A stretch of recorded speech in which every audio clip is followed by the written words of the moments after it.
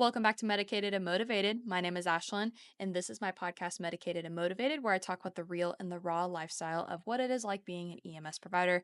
If you do not know me, if you don't know my face, if you don't recognize my voice, that is perfectly fine. I am most well known over on TikTok for having my page. I'm also on Instagram, Facebook, and now Spotify and YouTube, where I post this podcast. This episode is a treat for all of you paramedic students, Capstone students. You're about to start your internship. You're in the thick of your internship. You're trying to find your footing. You're trying to find your confidence. This episode is for you. I sat down and debriefed my former Capstone student, Will, about his internship from last year. If you did not know this, last summer in 2024, I was a Capstone preceptor for the very first time to Will, my now coworker, and I wanted to sit down with him and really talk about his experience, what his internship was like. I wanted him to talk about what he experienced, how he felt running calls, just debriefing his confidence, any advice that he would give any Capstone students out there, what he has learned being a new paramedic. We briefly do touch on the written test as well because his class was the first class to take the new full format of the NREMT. So there's a little bit of that in there. We talk about being a new paramedic, finding your confidence, finding your footing, being a young provider, because that's also a really hot topic. Overall, him and I just kind of sat down and talked about anything and everything from his first 8 months or so being a paramedic. A lot of it is about his Capstone experience. I will put timestamps in the description box and the show notes, depending on where you're listening for this, in case you want to skip around. This is going to be a longer episode. Will was not only my former student, he ended up going on to be our coworker. And this shift that we filmed this on was actually his last shift. So we do get a little deep. We do get a little feelings, get a little personal. It was very sad to see him go. I was really, really happy that he wanted to sit down and talk with me. And he was a great partner. He was a great student. Overall, it was just a great experience. And I will also put a disclaimer, the audio is not the best on this episode. Even us being in a small room with mics, the audio is just really, really quiet. I tried to enhance it as best as I could, but just so you know, it's a little quiet. One day I will become a way better content creator than what I am today and figure out how to use my microphones. But until then, go ahead and subscribe on YouTube, like this podcast on Spotify, and all of my other socials will be linked down below. But for now, that is all, and have a good shift. All right, take two. All right. We'll try this again. Had a lot of audio difficulties in our first clip. I'm a horrible content creator and I did not charge anything before we started this. So, Wilson. Hello. Welcome to the podcast.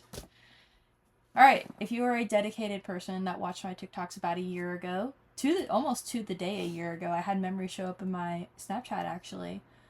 You would know that I did clips throughout the summer when I had a Capstone student. There was a little mystery voice of Mr. Wilson in the background. That was mainly because of FERPA. If you don't know what FERPA is, it's the student version of HIPAA, basically. But since Capstone season is in full force right now, students are going out. I know our students are going out right now. I figured it would be a cool time to sit and chat with someone who basically just went through Capstone. Give some advice about how his Capstone really was, how you have reflected on it now that you've had a solid 8 months to look back and actually think about all what happened, how you changed, how you grew, and really just kind of debriefing Capstone. I feel like it'd be nice to hear from someone recent instead of just me always giving advice about Capstone. So. Yep, I'm excited to be here. First time on a podcast. First time listening to this podcast. Yep, I'm not a dedicated fan. Yeah, he's a fake fan. All of you should be dedicated fans. Yeah, if everyone get on Wilson, he's a fake fan. Yeah. But I'm a fake fan. cool, a couple cool things about Wilson as well, and we will talk about this. First off, his name is not Wilson, but to our service, it is Willis and Wilson. But he is also a 0 to hero person. Mm-hmm. That plays a huge role in a lot of his Capstone. He's a very young provider, just like I was. you were actually the same age as me when I was going through Capstone. So, and I think that will play a huge role as well. But we're kind of just going to debrief Capstone. Kind of just sit down, talk. Any advice that you would tell your paramedic student self going into Capstone? Like what you wish you could have told yourself going into Capstone is kind of what we want to talk about. So, take me back to your first day of Capstone. So first day, so obviously some nervousness, but and a lot of that was surrounding kind of being super new into EMS. That like you were saying, I am pretty much zero to hero. I did work as an EMT here for like maybe 6 months. No, I don't even think it was that. Maybe we'll go like 4 to 6 months probably. I think you had started here when you started Capstone. No, I started here in February. Really? It's been that long. Mm-hmm. So I started here in February of that year. So it's still either way. Yeah, almost like 3 or 4 months, I guess. Yeah, it was not very long. So I consider myself to be zero to hero, and if anyone else is doing zero to hero that's listening, I don't think there's anything wrong with that. No, there's really not. It all depends on the person. Obviously, a little bit of experience is probably going to help you out in the long run. Yeah. So I think going zero to hero is not bad, but definitely you should start working at some point during your medic school. It's not that it hurts you, but it does benefit you. Yes. And someday, if we can ever convince your work wife to come on the podcast, maybe both of you can talk about being zero. We were actually supposed to do that. Yeah, we were. I think. We were. I think that was the original plan, but I know he's not listening, so Jed, we're calling you out by name. He's busy, being married and stuff. He thought he was too good for us too. He's not even in the same state anymore. I guess. But anyway, no, there's always conversations about zero to hero in my comment sections, and when I was at the conference as well a couple weeks ago, a lot of people asked me about zero to hero because it is hard. But I mean, we have great medics here that have been zero to hero, and it really just depends on the person, how you are handling school. And think about your school experience. You had field experience. You just did not have EMT experience. So I guess, a little background on me, since you guys don't know too much about me. Who is Wilson? I guess I started in EMS when I turned 16 as a volunteer firefighter. So not completely green, but, obviously volunteer fire is completely different than EMS. Right. So, I've seen a little bit of stuff, but nothing compared to what I've seen just in, my 8 months here full time. So, I knew what I was getting into, but I didn't know the full extent of what I was getting into, I guess. Right. Well, in volunteer, you also have to think how big your city was compared to our call volume here. My volunteer service covered a huge area, but maybe like 500 people lived in it. Yeah. So we'd run 2 calls a week if we were lucky. Yeah. So, but back into Capstone, a lot of my nervousness for the first day came from, feeling inexperienced, I guess, with the operations side of EMS. Yeah. Not necessarily the patient care or anything like that, because I felt pretty prepared. Obviously, I was not as prepared as I would have liked to been or thought I was. But that's what Capstone's for, is working on those things and getting better. But what would you say you put the most, what is the thing that you put the most pressure on yourself for? Was it walking in and being prepared? Or was it the skills? Was it the knowledge? What was something you felt like you put a lot of pressure on yourself about? Or is it just the aspect of being in charge? So, being in charge was a big point for me, just because I'm pretty young. I think I'm the youngest I'm currently the youngest person that works here, and I might be I don't know if you were the youngest in the class. was not the youngest in the class. No, I didn't think so. But I'm one of the youngest medics to work here ever. Yeah, because you were not the youngest out of Southern, but you were definitely the youngest. Definitely the youngest that works here. Yeah, you definitely are. Yeah. So part of that is having that pressure on me is kind of, I am young. Are people going to respect me? They going to recognize me as someone who can take charge of a scene, stuff like that. So that was. Well, and that was something that we definitely struggled with. Mm-hmm. And I think that brings up the good call, the big call that we kind of talked about in the first take. The call that kind of made you feel like, oh shit, I'm in charge. Yeah. And it was the RSI. So the beginning of our capstone journey was we were hoping setting the precedent for the rest of the summer. It did not. But the first big call that we had was literally like our second shift. It might have been the first shift, to be honest with you. First or second? Yeah. I want to say a second. I don't remember exactly what. I don't think we did too much the first day. I don't remember, to be honest with you. I think you're right, because we only spent like 2 or 3 shifts at this current station. Mm-hmm. But the RSI itself was a very large call, but the biggest struggle on that call was basically taking charge of the scene, which is something that is foundational in Capstone. It's something that the students have to learn. It's probably the biggest thing to learn when you're in Capstone. I think, the biggest thing I took away from Capstone was kind of learning how to manage the scene, and making sure that I was the one, that was almost in charge of the patient. When you arrived on scene, it was you, and it's not your lead medic. It is now you. Yeah. So that was kind of a problem for me throughout Capstone.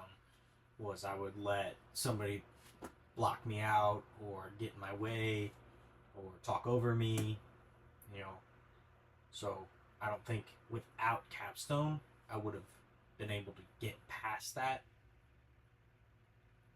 as quick as I did after getting my license. Yeah, and something very notable is I don't even know how to describe it. So something that I watch both of us struggle with, because I had just switched shifts when we started Capstone, and I had not known this shift very long, and the firefighters knew my face, they knew my name, but they didn't know like how I worked. Even gaining respect from responders is a little hard just as a medic. Well, now I have a student with me as well. So I think gaining respect from first responders as a student is something that a lot of people struggle with. A lot of people, especially younger ones, I struggled with it in my capstone as well, where fire talks to the lead medic, they don't look at you. Yep. It takes them a while to recognize your face. It takes them a while to realize, oh, I actually need to give report to him as well. Mm-hmm. And we did struggle with that a lot. There was a lot of like, hey, all right, we need to put on some big boy pants. And it was a lot of times I had to catch myself like not even entering the room yet. I made you go first, so they would physically have to talk to you first. And sometimes that's all it took. Yeah. And I think it did get better once fire started to recognize me. Yeah. They learned why I was there and what I was doing. So that once they realized that, they were pretty helpful and respectful of that. But, at first, I was just a shadow in the corner to them. And, yeah. That's fine. It's not wasn't their job to train me. No, it wasn't. It's their job to take care of the patient. So. Well, and sometimes it just takes it does take your lead medic sometimes being like, hey, he's in charge. Mhm. Whatever he says goes, and that leads us into the RSI call. The first call, we're truly, I think even both of us realized, we're like, you're in charge. Like, what do you want to do? Yeah. So start from the beginning. When we got on scene for this patient, since it was one of our bigger calls, it was one of those. I remember, I remember making eye contact with you when we started transport to hospital. It's like, hey, you did that. And I think I physically saw you breathe after it. But talking about like when you walked into the door. Yeah, so, we walked into the door of the house. Someone was giving us a report, about what was going on. We just had, basically, we couldn't really, from the report, I don't think we really understood. We didn't get the full picture. We didn't get the full picture of the patient. No. And when we were trying to see the patient, we were, there was not only fire, it was just a lot of family. Yeah, there was fire and family. It wasn't a big scene at all. Us out of the doorway. Yeah. And this being my second day as a Capstone, I kind of just froze and kind of tried to peek around somebody, not trying to step on anybody's toes. Right. So that kind of blocked me from being able to see how sick that patient really was. Yeah, I couldn't even see how sick they were either. It was just a very chaotic scene. You're getting 3 different stories. You have to start questioning, like, how are we going to get this patient out? Trying to get, all the basic information. And I think finally somebody was like, hey, we're going to grab stair chair. And I was like, perfect, you go do that. That's fantastic. Because one of the hardest things for me, and I've mentioned this before, but it was my first time having a Capstone student. It was kind of juggling I need to make sure you're getting your information, but I also need to listen and gain information, because if you miss something and then I miss something, we're both kind of screwed. Yeah. So I think you finally ended up going into the room. I stayed back because there was a family member had learned, oh, this patient's been sick a while. I finally noticed that fire had a breathing treatment, I think, on the patient. Yeah. And we got him in the house. I think it was when we were in the truck, though. It was like, oh, no, this dude is sick. Like, real sick. But let's talk about in the truck, because in the truck is the biggest debrief that we had after the call. So, again, in the truck, it kind of felt like a lot of the chaos from the house followed us. Yes. It was just that's a good lot way to put it. of bodies. And, we were already a 3-person crew between me, you, and your partner. Now we have a 6-person engine crew that somehow accumulated themselves in the back of our truck. Everyone was in the truck. And it just was very hard for me, who was trying to prep for an RSI, start an IO, to do all of those things that I was trying to do because I wanted to, because I was a student. Right. And I wanted to do all the cool things. Well, and go back. We both tried to start IVs. This guy ended up being very, very shocky, did not have any volume to him whatsoever. The IVs failed. I don't think we got a blood pressure on him, or it was really low. It was really, really low. Yeah. I remember getting one, but it was very low. But how did you react to coming to the conclusion of, okay, I need to drill this dude, number 1, because that's a big decision. He was still awake. Number 2, coming to the decision that, hey, I need to RSI this person, because I think as a student, something that everyone is scared of is, like, you're taught in school to push forward, do the interventions, you see this, do this. In the field, it's obviously very different. How did you feel when you came to the conclusion, oh, I actually need to do this right now? I guess we'll start with how I came to it, I guess. So we were kind of on our way out of the house. We were kind of discussing about what we think this guy might need.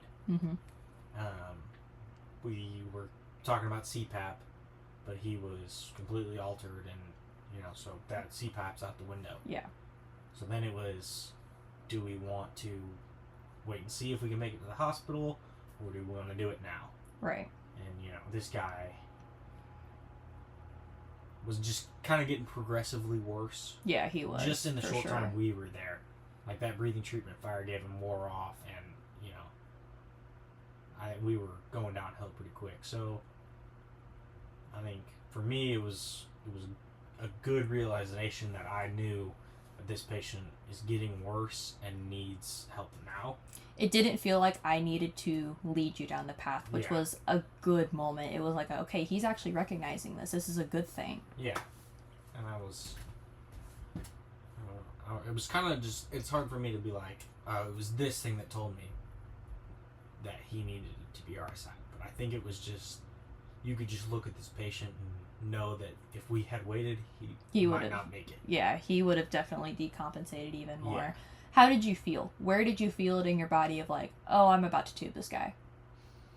So it wasn't really during it. Like, during it, I was kind of just doing it. It was more after, and when we got to the radio report.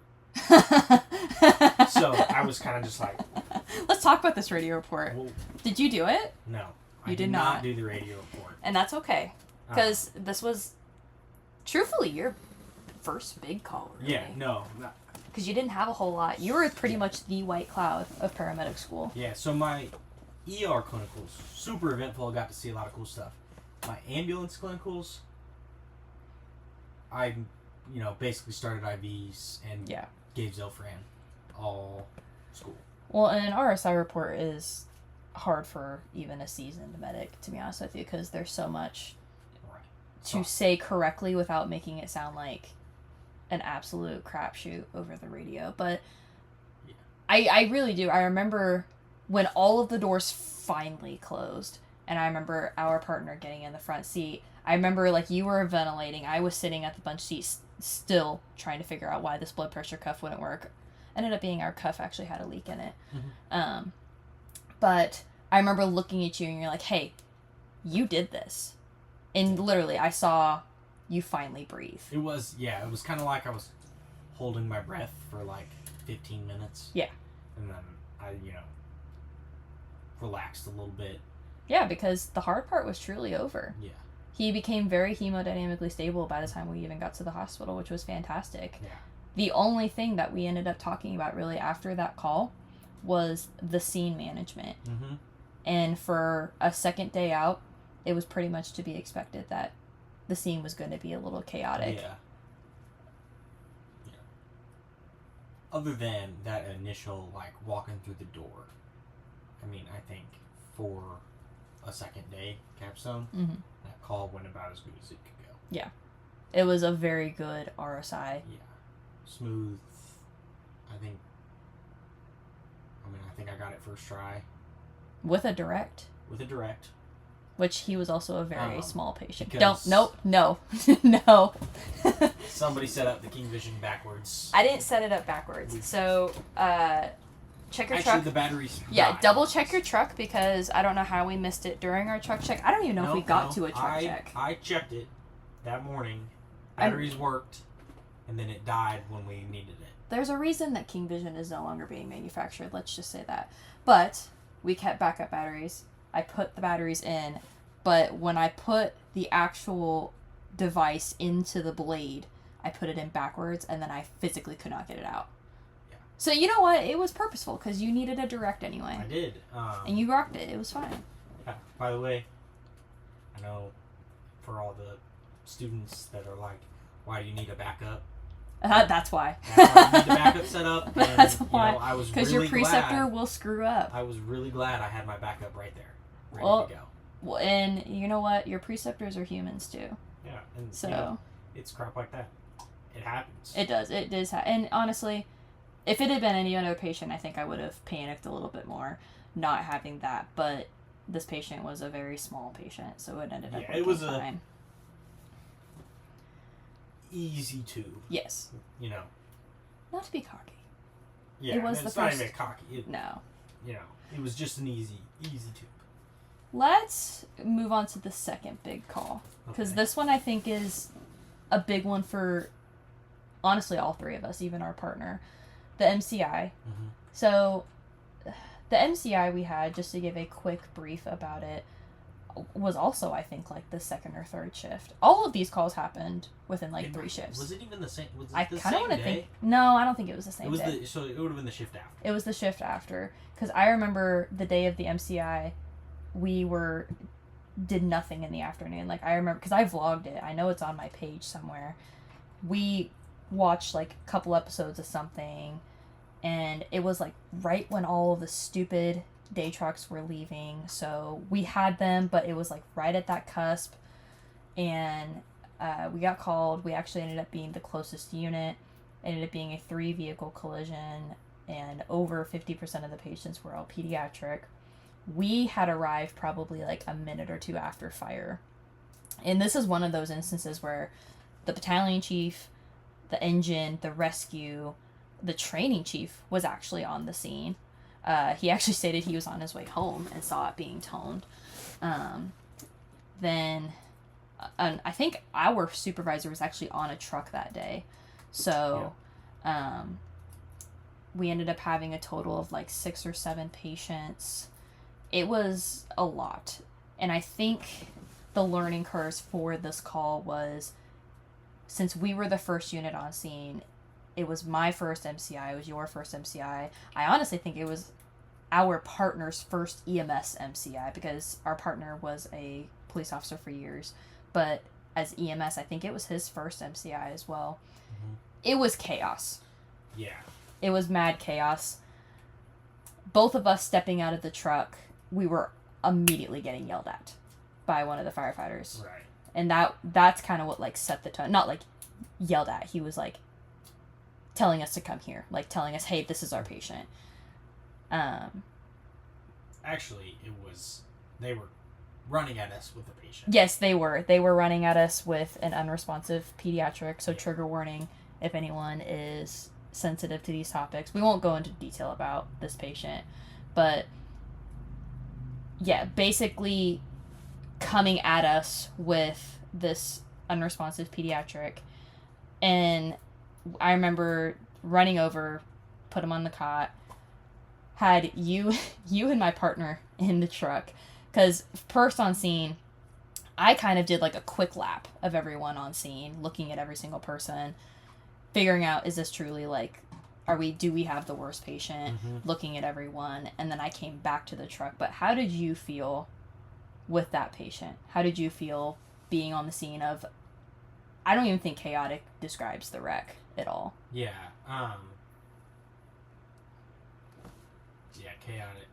Chaotic is a simple version of saying it.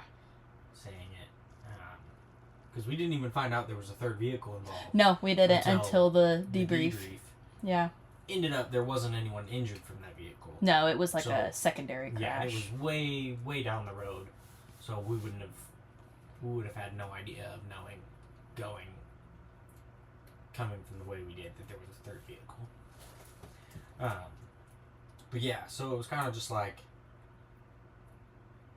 I was handed this patient, and you had to go make sure that there was no one else that needed us right now. So it was kind of just like, well, I guess I got to go to work now. Yeah. You know? It was another probably autopilot feeling. Yeah.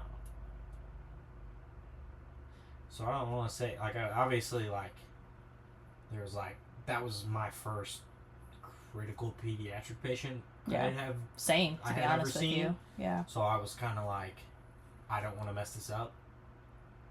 You know, kind of that fear of kids, I guess. And it's a natural fear. I think, because I remember when I finally got back in the truck, I say that like it was 20 minutes later. It really wasn't. It was like 5. Yeah. Not even. Like, our scene time was 12 minutes. And most of that was getting the IV and situating the parent of the pediatric. But I remember when I got in the back of the truck, you guys were getting vitals and you were trying to get an IV. And I remember you were struggling. And I think that's when I went into autopilot. So I was like, I've stuck kids before, trying to get it. We ended up getting it. But, it is scary working on kids. I remember the one thing I was told when I started actually before EMS, I was in the lab and I was sticking kids. They were always like, hey, you're not going to break their arm. Kids are tough. It's going to be fine. But I think when I stuck this patient, that's when I truly realized how sick the patient was. Mm-hmm. Because kids will fight you. They will scream. They don't like being stuck with needles. Yeah. When this patient did not react very well, I think that's when it clicked in my head how sick the patient was. By the way, the patient had a really good outcome. But still, it was a scary call. Mm-hmm. The debriefing, I'm glad that we got to go through. It was a very good debriefing. Yeah. But I don't think I really felt the repercussions of it until afterwards. And then I realized, I was like, I should probably talk to you about this. And I remember you and I had worked a physical shift together, like you weren't my student. Mm-hmm. And we kind of talked about it together. And that was the first time I had asked you, like, how did you feel about this unresponsive kid being thrown at us, basically? Like, are you actually okay mentally about it? Yeah. Mentally, it didn't really get me. I was more frustrated, that we didn't get the opportunity to take the correct precautions that patient needed. Yeah, the C-spine and everything. Obviously had the patient been, obviously they were moved from the car before, and then... It was one of those emergent situations where scoop and run. Yeah. Is literally what happened. What happened, and I think to an extent that was a bit unnecessary. Yeah, probably.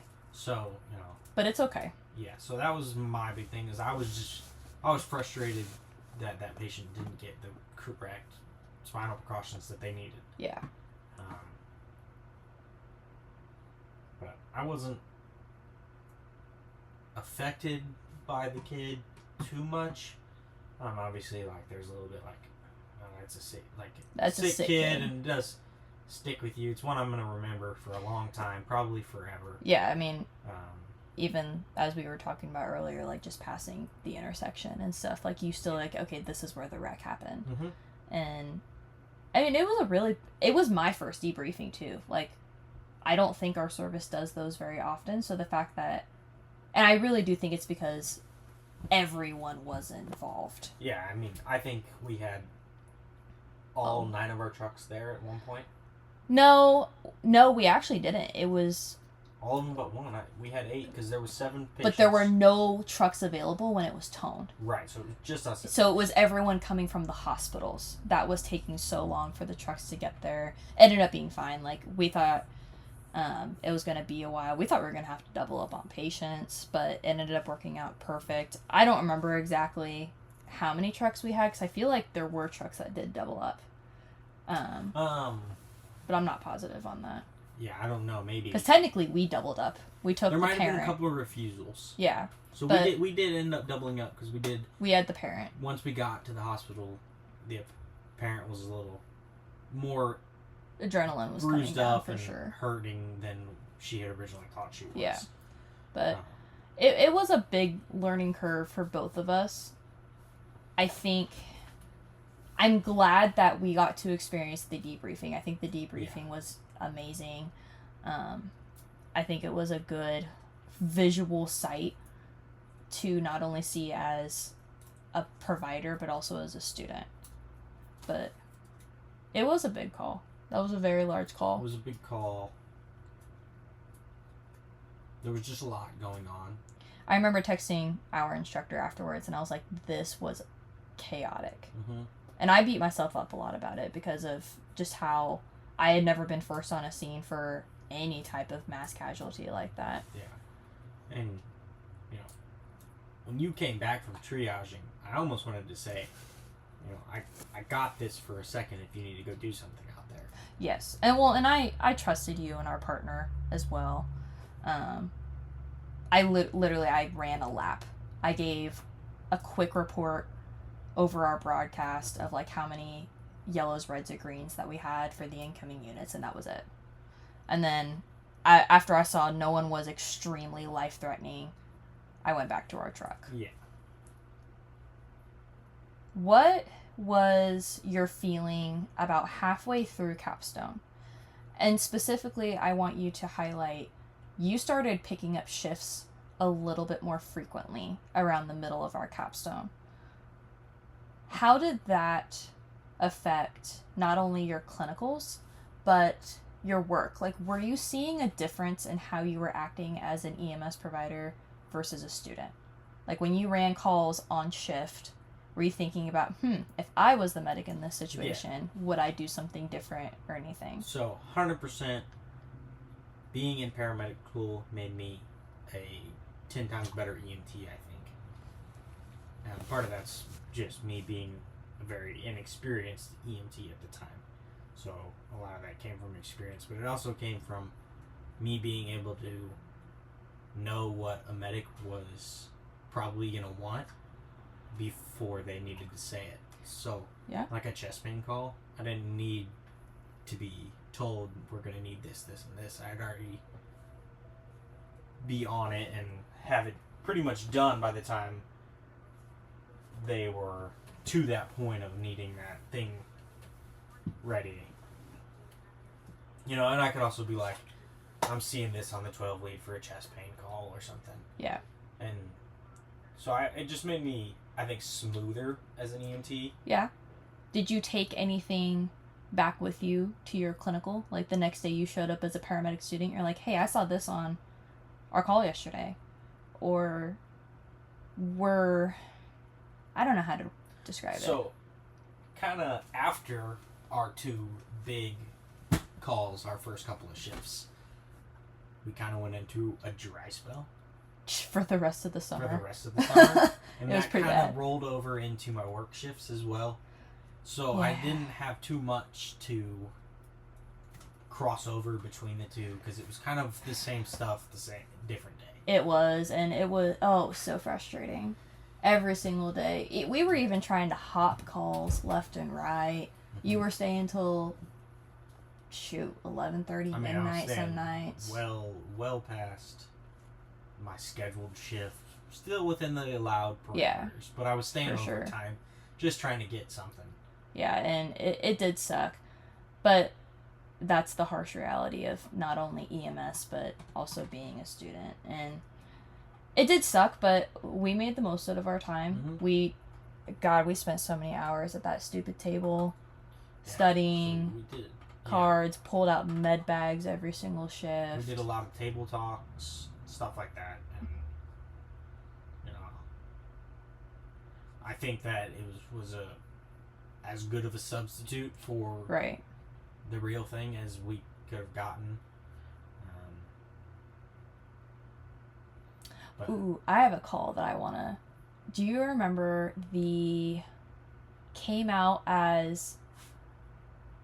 Not to give away a lot, it came out as a psych call at a certain place. We put a 12 lead on the patient and we ran it in as a STEMI. Do you remember that? At the UBS?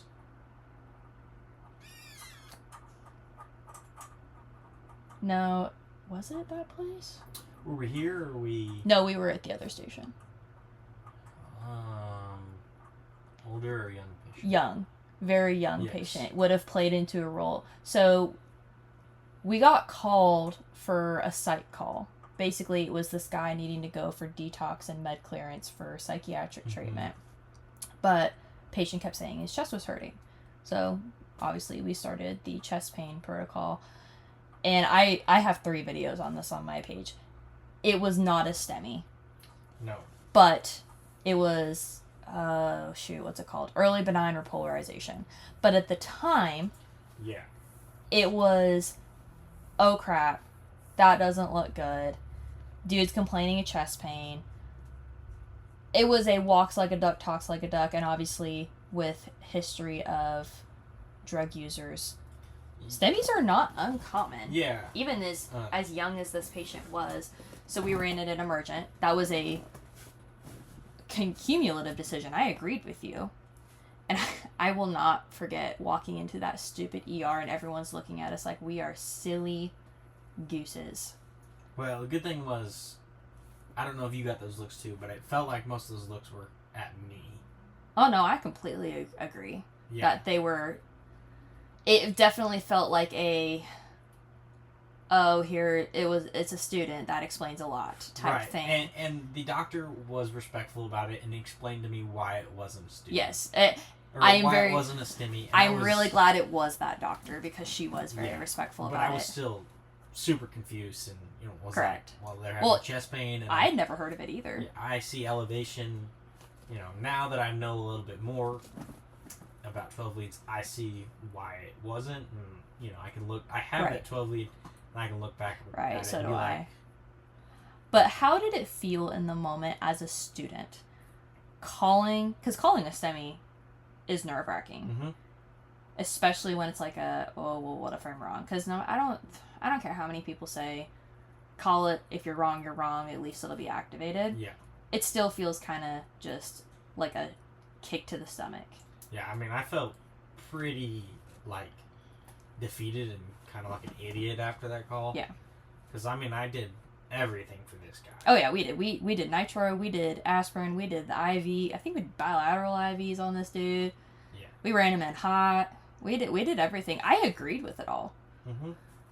So it was definitely a kick to the stomach, I think, for both of us. And it was a learning curve for me, too. I was like, I'd never heard of this.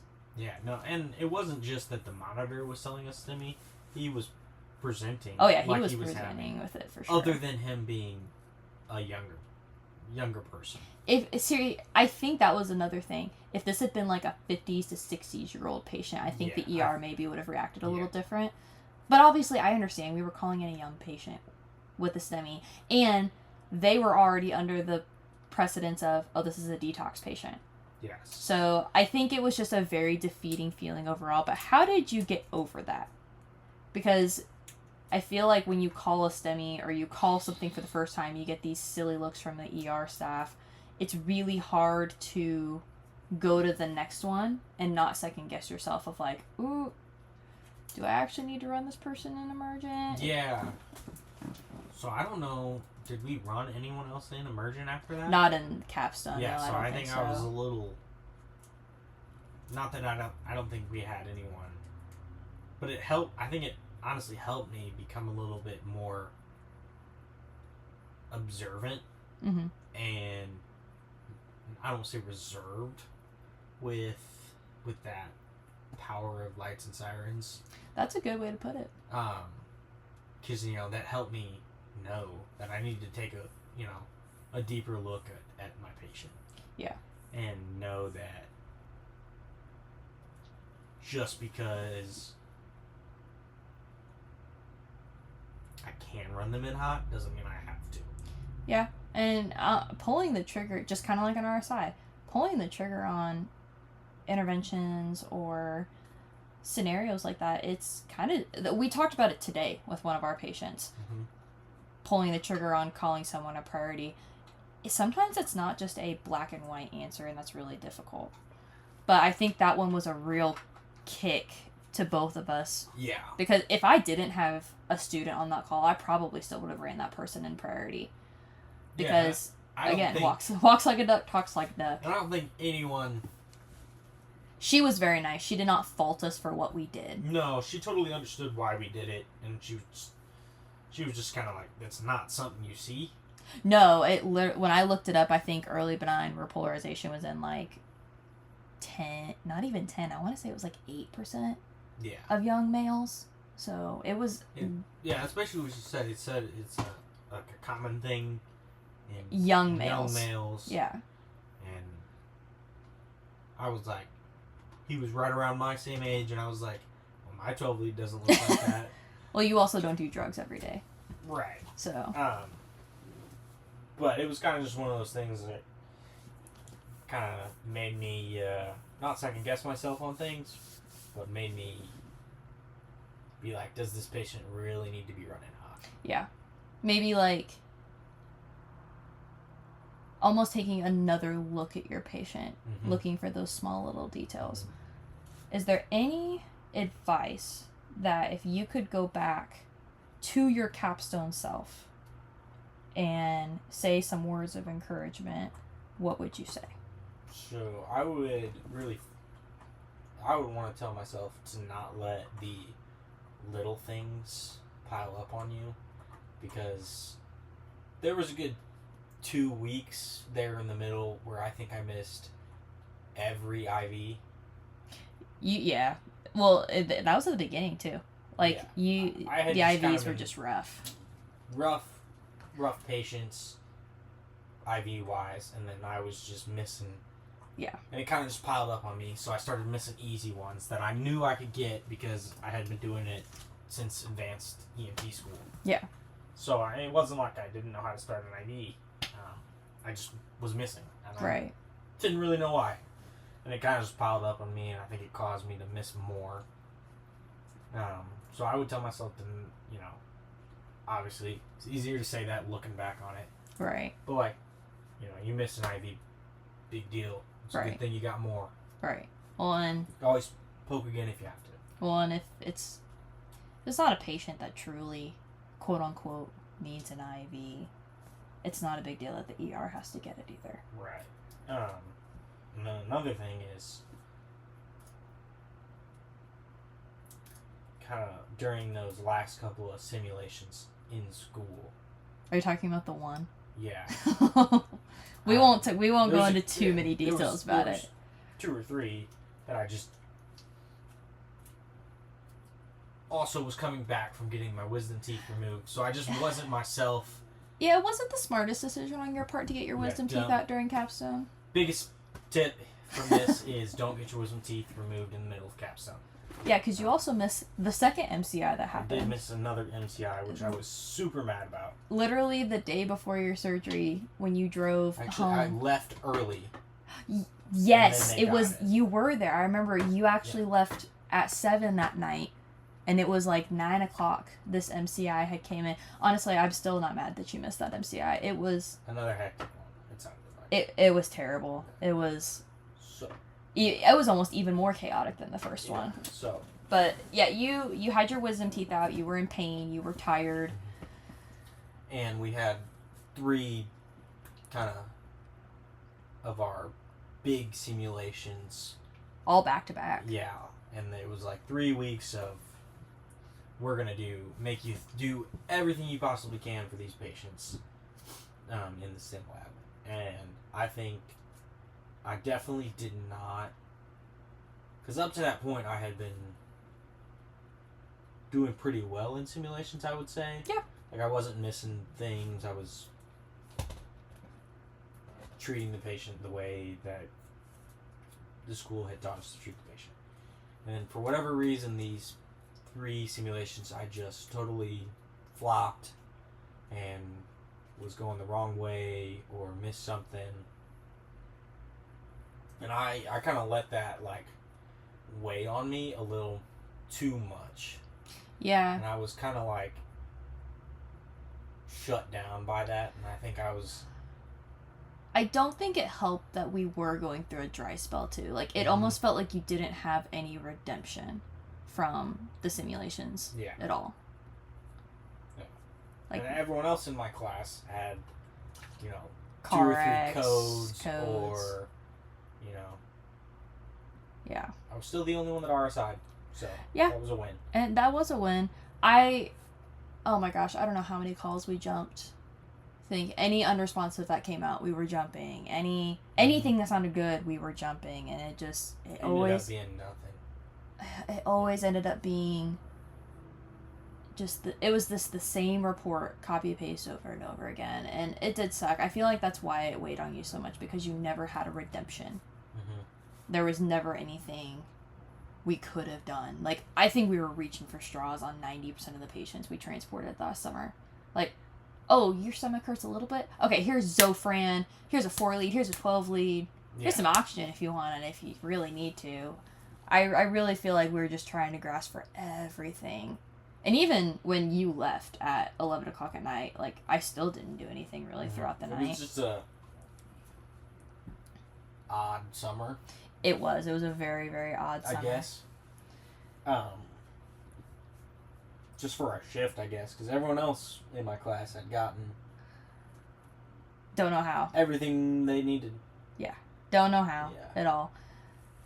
So, even though it's a little early for people of Capstone, How did you feel taking your written? We'll just throw that in there. My written. Since we don't have the psychomotor no more. Rest in peace. Yeah. Because you took the new written, actually. I did. I took the newest version, I think. Yeah, it had just came out when you took your written. So I liked it better than the EMT exam. I think that the simulation questions were challenging, but not impossible. It's kind of how I felt about the whole test. I do wish the psychomotor was still there because I think that's an important part of... I could talk about the psychomotor all day long. I love the psychomotor. Yeah, I think the psychomotor, not necessarily a need, but I appreciated it during EMT school. Right. Like, it made me really focus on being good at skills. I feel, and I think that's the justification for taking away the psychomotor, though, is in paramedic school, you're supposed to go through skills and check people off. You should already be good at skills. But I feel like... But I think the in-person scenarios... Yes. Maybe not... Well, you're in a room by yourself. You're with people you don't know.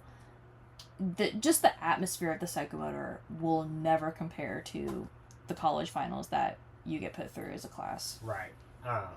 Psychomotor was terrifying. I think psychomotor, you could get rid of the, how to start an IV. Yeah, like the skill stations. But I think doing the 30-minute scenario. Yeah. The oral boards. That stuff is good. But, that stuff's gone, so it doesn't really matter anymore. Yeah, rest in peace, I guess. So, but the written. But the written test... It's hard to say. I can't describe it because I've still yet to take it. I hate when people ask me questions about the written because I feel horrible saying like, well, I hope it's the same. For the most part, it is very similar to our practice tests. Okay. That we were taking. So I guess that was what the old test was like. Pretty much, yeah. But I had a lot of select that all of it applies. Okay. Which is sometimes like a trying to trick you type thing. But I thought I sucked at those. I guess it worked out. I passed. Yeah, you did. First try even. Yeah, but the scenario questions, I actually, I thought those were good questions. I think they kind of stack upon each other, so you'll have 2 or 3 questions for each reading article. So it'll be like a section of a call, so you'll get like a dispatch, and then have 2 or 3 questions over that dispatch, and then you'll answer some other questions, random questions, and then you'll get another piece of that scenario and have 2 or 3 more questions over the next piece. So every 10 regular multiple choice questions, you're going to get one of these scenario questions. Okay. And don't let those scenario questions psych you out. Just kind of walk yourself through it. How would, try to put yourself in the scenario is kind of what I did. That's just what worked for me. So when you're taking your practice tests on whatever website you use, practice some different ways to try to break down those questions. Because a lot of it is just random information that doesn't really apply to the patient. No, and that's the only piece of advice I could give people was, even if it's the old or the new version, there's still going to be 2 answers you can always cross off. Mm-hmm. And they're probably not relevant to the question anyway. Mm-hmm. Yeah. So I wouldn't be overly concerned about the test. Obviously, you need to prepare for it, but don't be worried about the new format, because the new format is not that scary. Yeah. And I'm a bad test taker. I feel that's a good thing to admit. Mm-hmm. I think I failed or got pretty close to failing every single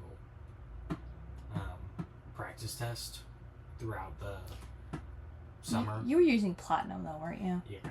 See, I really wish Platinum would update to the new version. I think that would help a lot. But did you deal with burnout when we were having our dry spells of calls and stuff? Yeah. How did you deal with it? Because even I was dealing with frickin' burnout. Like, I was getting so tired of sitting in that station and writing the same report over and over again, going to the same places over and over again. That's what it was for me, was just doing the same thing every day. Call-wise, you know. Like, what we were doing at the station was fine, you know. That was right. fun. It was the calls itself that... I mean, I was getting frustrated for you. I was like... I wanted to... It was that, like, fantasy of... Oh, when you're a paramedic student, you're going to get everything cool. You're going to get to see everything. And now I'm like, well, no, you're actually seeing 4,000 lift assists and drunk people. It wasn't necessarily burnout. It was more like frustration and boredom. Yes, it was a lot of boredom. And it made it really hard writing my reports for class. Yeah. Because I was supposed to write a report for every single one of the patients that I deemed ALS. It was really hard. It was like... We were making a lot of patients ALS. And I'm going to make this patient ALS because I want to start an IV because I haven't gotten one yet today. Yeah. That was literally our whole... Especially July. I think June was here and there, but July was really bad. And, you know, that's terrible and a lot of things. I mean, but kind of had to. It's weird that I did that, but I, you know, kind of had to meet my patient quotas. Yeah, you're going to have to go back to the ER. Yeah, or... You actually did end up staying extra hours. I did. I did a couple extra shifts. We still didn't really get a whole lot. Patient contacts, but just to try to get something else. Yeah. Just try to get in something good. But part of that was because I was like, felt like I was not good enough at that point because I just felt like I hadn't seen anything. We really hadn't. Like, that STEMI not STEMI was the only good cardiac call we really had. After that first month, yeah. So, how did it feel going from student to paramedic?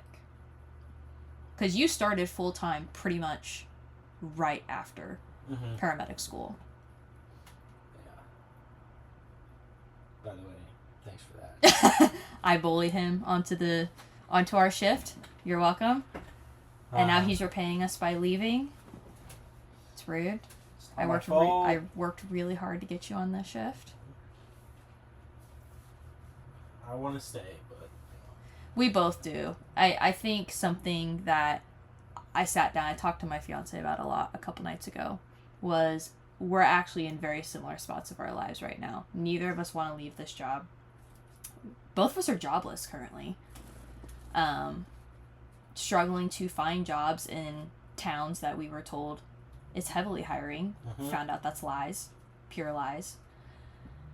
Both of us are getting married and starting these new chapters in our lives, but the hardest thing for both of us is we have found a shift that treats us like family. Yep. We've grown very close to this shift, and it's a different experience. I can speak to a little bit more of this than you can because this is technically your first full-time EMS job, but finding a job that you really like is hard. Finding a shift that you can actually call your friends and not just your coworkers, it's sadly hard in this world. Yeah, so it's not necessarily leaving the place for me, it's more about leaving the people. Yeah. If I could just take everyone with me, that'd be great. We're not going to your place. But no one wants to go where I'm going. No. No offense. That's fair. No, I agree. If there was a way to do it, we would. And, you know, maybe if I come back here ever, it'll probably feel like a vacation. Maybe. Probably. It's hard. And I think from my perspective, what makes it the hardest for me is because I've watched you from EMT. Because you were an did this in my head the other night. You were fall of 22. Yep. Spring of 23, Mm-hmm. and then fall of 23. Mm-hmm. So you were my first EMT class that I officially started adjuncting. And then it was I literally watched you grow up, basically. Erin and I talked about this all the time. Because she still always says, like, you guys are like her little paramedic sons. Like you and your work wife.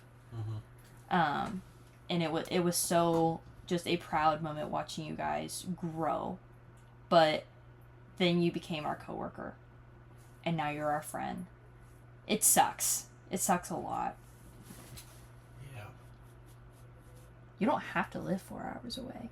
I mean, I don't. Peyton, if you're listening. Yeah. I'm gonna make her listen to this. Peyton, come on, girl. So, yeah. There's plenty of jobs here. There is. We'll find a house for you guys in 2 days. But no, and I think you had the best case scenario coming from from student to paramedic. Yeah. The shift we had was very, very, very supportive. At the time, we were known as the young shift because we had the other two, Jake and Nate, with us, and Shyla. Actually, we had all of us. And then we had, because they all slowly started trickling, and that's why our shift is so mad at us, because we're the last two young ones leaving. I mean, well, I mean, for the most part, it stayed young. It is pretty young. I still believe our shift is Now, if they can 10 out of 10. with us, the person replacing me is also young. But She is, yeah. We have no idea who's replacing you. No, we don't yet. I do know that there's heavy word of they will be picking their own replacement. So, but how was that transition going from, okay, I no longer have anyone to fall back on. I am the paramedic. So, oddly, I kind of just, after I passed my test, I randomly got my mojo back and was kind of back in the groove. So, obviously I was like, well, we're just kind of, I wasn't thrown to the wolves. I was double medic my first month. So that was first really... 2, right? Yes, first 2 months I was double medic. So that was helpful. Kind of gave me the chance to do a little bit more watching about how other people do things outside of you. So I got to learn a couple new things. Finally got some good calls. You very quickly went to the Black Cloud. So, yeah, and that was just my first 2 months. And then this winter, when I started getting put with EMTs, I think I don't know what curse I put upon myself. The winter was really hard. Or what, but it was a rough winter for me. The winter was just a whole different breed. Yeah. I think all of us were feeling the effects of winter because we hit the busiest day ever here. You didn't sleep. The whole winter we didn't sleep. Yeah. What month did we decide this was? It was January. January. I think I got a total of 4 hours of sleep at work. Yeah. Of course. For the whole month total. It was miserable. Probably like 30 minutes. That was my streak of CPAPing every single freaking patient. Yeah, it was. You were working a code like every other shift. It felt like it was every other shift. Or actually, I'll say it was every shift. It was a code or a DOA. Yeah, basically. Yeah, and that was on top of my other STEMIs and. You had a lot of strokes too. Strokes and car wrecks. I had a couple good car wrecks that month. I remember. Yeah. The winter was really rough.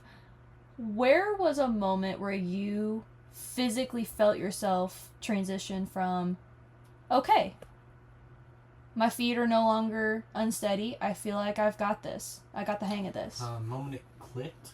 It's kind of what we're... Yeah, basically. So, I'll say the moment it clicked was my first code. I didn't know if you wanted to talk about your code, so I didn't bring it up. Oh, I guess so. We can talk about that one too. Wait, which one are you talking about? My second code, I guess. So the medical code, not the trauma code. Yes, the medical code. Okay. That was the moment I was like... Is this the code save? No. Oh, okay. That was my third. Okay. Second code, we walk in and everyone in the house is super panicked and like going crazy, and me and my partner are just chill. It felt like we were just very chill and smooth, and we were hitting all our points. Unfortunately, didn't get this one back, but Hey, only like 8% of out of hospital cardiac arrests come back. It's okay. But it just felt like we were very smooth and like we were an oiled machine working together, and I don't know. It was like I didn't feel like I was missing something at all during that call, and I just felt like you wouldn't go back and change anything. Yeah, I just felt bliss for some reason. That's a good thing. Yeah, I don't know if that's the right way to say that. I mean, if there is a call where you would not really go back and change anything, I call that a pretty good call. I feel like naturally we're gonna go back and nitpick our calls. And I did that a little bit, of course, because I'm still new, and obviously there's probably something I missed. Right. Everyone's gonna do something differently, but I kind of feel the same way. Like if there is a moment or a call where you feel, dang, I got this. I feel like that's like your coming out of the cocoon. Mm-hmm. You're now... Yeah, that was the moment I was like, and it was a good thing that it happened early that month, because that month ended up being terrible for me. But that was the first one I was like, I felt like I belonged, I guess. That's a good way to put it. Mm-hmm. Obviously I don't know everything. I've only been doing EMS for like 2 years now, probably. Yeah, pretty much. Or a year and a half, maybe. So like, I still have a lot to learn. I still haven't seen everything. Nobody's truly seen everything. But that was the first one. Like, I was like, I think I can take what's thrown at me and figure out something for it now. Yeah. And I'm, I don't go into too many calls after that, and I'm like panicking anymore. That's good. I'm a lot calmer than I was up to that point. Yeah. What was the hardest thing for you to grasp, either as a new student or a new medic? Like, whether it's radio reports, whether it's telling someone what to do, talking to the family, anything like that. Because I would say radio reports were your biggest kryptonite for a while. Mm-hmm. I think that was more of a student thing. I don't think Your radio reports have been pretty great. Yeah. I mean, I don't... That was because we I kind of gave you a little pep talk. We kind of hammered on that a lot during school. Yeah. So, new medic-wise, I don't think that was an issue. Student-wise, absolutely was an issue. Also, reports to the hospital. It's sometimes really, especially the hospitals we transport to. I will forever blame the presence of our ER staff sometimes for the confidence of our students going down, because they truly do look at you like you're an idiot sometimes when you walk into the room. And when you are a student with those nurses, they're constantly bad talking. Yeah. So it's like, well, they're probably saying that stuff about me when I'm on that side. Right. So it does get a little like, well, this is, I would say one of my earlier months after getting my medic license, I was giving a report to a nurse who was orientating a new grad nurse. And while in the middle of my report, I finish up my report, and he tells this nurse, this new grad nurse, that you can just kind of check this box that you receive a report from EMS, but you don't really have to listen to what they say. Oh. And we're starting him young. Yeah, and I was just kind of like, I didn't really know what to say, but I was kind of just like, you could have waited till I left the room at least. Right, like, said it straight to your face. Like, okay, cool, thanks for telling me that I'm wasting my time, I guess. Yeah. And obviously I... Nurses do better. ...did finish my report and told the nurse that I did, treat the patient. Right. And, kind of a smack in the face, though, of like, oh, cool. Yeah. Cool. And Alright. Yeah. So that one was just odd. And I've never had another experience like that. Yeah. And I can probably narrow down the hospital and probably the staff member, too. And it's a normal environment for this establishment. So it might have just been that one weird incident where... Yeah. And he just said what he was trying to say the wrong way. Yeah. And I just caught it wrong. It might have been something simple like that. But whatever. Still, probably something that should not have been said at all. Yeah. So actually that moment kind of helped me relax with my reports. Like... That's good. If they're not going to treat it like a big deal, why should I put so much pressure on myself to make it perfect? Yeah. So I'm just going to say what I think needs to be said, and if they have any questions, they'll ask them. So that honestly helped me relax on that a little bit. Yeah.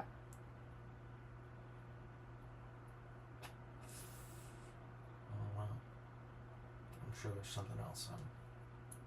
What's been your favorite part about being a new medic? Because we have had a lot of hard months. Like, I have expressed it several times on my pages. I was exhausted through the winter. And... Favorite part? Yeah. Is actually getting to do the job that I've wanted to do for probably forever. Yeah. So, like, it's that and, getting to feel like a part of a family with the shift. The experience you've had with our shift is the experience I would wish on every single provider. It's just been great. I think the experience that you've had with our shift healed the part of me that didn't have this. Mm-hmm. Especially as a new medic. That I'm really glad that you had that. Yeah. If you hadn't have had that, I don't know if it would be the same experience, or I don't think it would be the same talk. I think you'd be freaking happy to be walking out of here in 7 hours. And I was a little skeptical joining full time, just from my experiences as a student, because obviously as a student you're not fully included. Right. You're still the odd man out. But as soon as I joined up, I was included from the get-go. So that was really nice.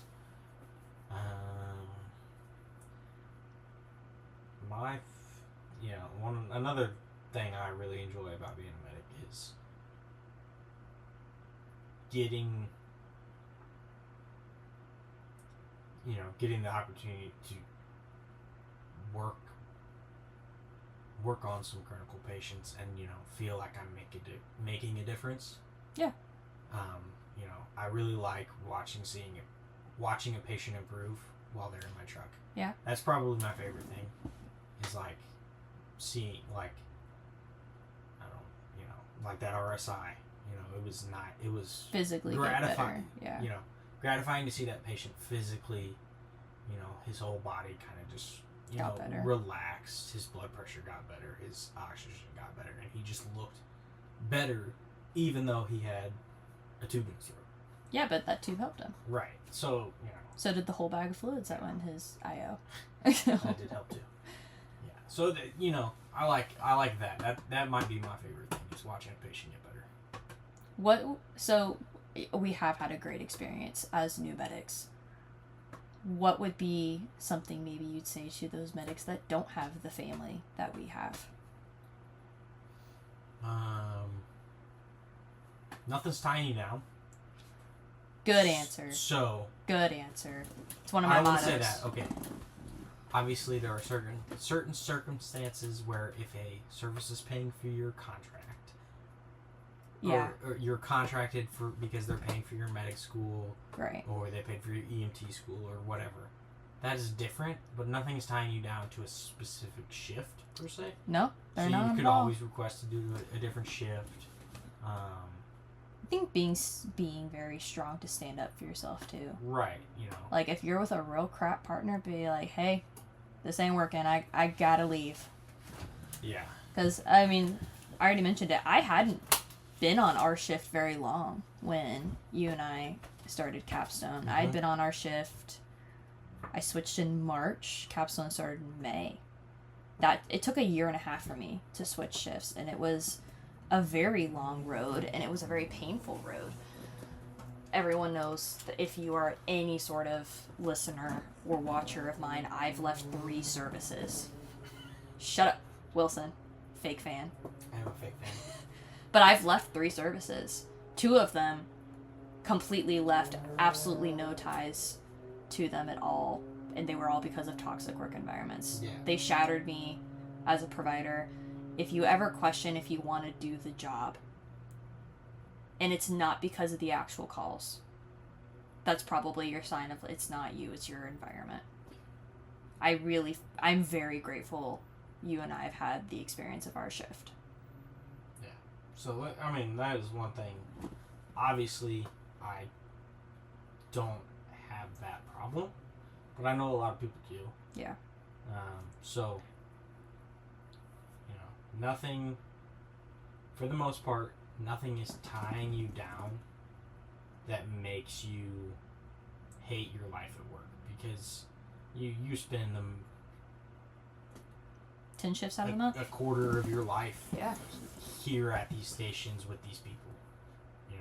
I have seen my shift more than I have seen my mom over the last year. Yeah. So. Well, and you share more than just the calls. Mm-hmm. You talk about the calls. You talk about, you and I know more about our fiancés than any other person. Mm-hmm. We talk about moving. We've talked about our weddings. We've made breakfast almost every single day together. So. Like, it's more than just you're a coworker. Mm-hmm. We're not going to walk out, check our truck, and stay in our rooms all day. Your shift should be your family. Yeah, so, I mean, it's because you do live at these places. Yeah. So, I would say if you're struggling with a tough work environment, maybe it's time for a change. And there's nothing wrong with that. No, not at all. It was the best decision I ever made, leaving both of my work environments. Uh-huh. Absolutely. Final thoughts? Final thoughts. You only got 8 hours left here. Yeah, 8 hours. I'm actually shocked we've been sitting here for technically like 2 hours, because our first take was quite long, but it's been an hour and 15. We have not been disturbed. It's pretty impressive. As soon as I hit stop, though, we're going to get something. We're going to get something. Maybe it'll be good. Maybe it won't. Probably not. Final thoughts for those that are in medic school or finishing up or about to go. It's a grind. Everybody knows it's a grind. It's what you make of it. Go into it with an open mind for those that are just getting ready to start it. Go into it with an open mind, ready to learn. Even if you're a super experienced EMT, you don't know everything. No, you don't. Keep yourself humble, please. Yeah. And if you are a 0 to hero, don't let anybody tell you that's a bad idea, because plenty of people do it. And there's honestly nothing wrong with it. No, there's not. And if Jed ever wants to speak to us again, maybe he needs to come on here and talk about being 0 to hero. So, yeah. Jed. But, Jed's gone. He's not gone. He's fine, guys. He's just not talking to us anymore, apparently. Yeah. Well, he just doesn't talk to us as much. No, he doesn't. He's doing great, though. All right. I don't have too much other to say. It's been a hectic 2 years, I guess. It has been, but it's worth it. I'm ready for a couple weeks off, maybe. The unemployed life. It's calling to me. He's already ready for retirement. I'm ready to be a stay-at-home dad. That's my true dream right there. He literally talked about mowing his lawn earlier and being so excited about it. That's what I'm looking forward to. Mowing the lawn. Mowing the lawn. Mowing the lawn, painting the house. Mowing the lawn. Barbecue. Can't ask for much more. The middle-aged stay-at-home dad life. Get myself some white New Balances, some cargo shorts, and a white No, t-shirt. it's jean shorts. I don't know about jean shorts. I like pockets. All right. Yeah, jean shorts have pockets. I like good pockets. Okay, fine. Fine. You gonna wear the wife beater too? No, I'm more of a white plain t-shirt. No, you're more of the Hawaiian shirt guy. I do like a good Hawaiian shirt. I think for EMS week, everyone should get to wear Hawaiian shirts for the week. I think that'd be great. It's a little late for that. I mean, I'm talking for next year. I'm just saying, across the country, Hawaiian shirts. countrywide, it should be a national standard Hawaiian shirts for EMS. They're probably a lot better than these polos anyway. I don't know, Maybe. they just look cool. They just look cool. All right. Yeah, if anybody has any questions, ask Ashley. I don't have a podcast. This is Wilson's one and only appearance. Probably. You never know. Yeah, because you're moving away. We're never going to see you. Maybe I'll go to one of those fancy conferences you go to. Hey, they're really fun.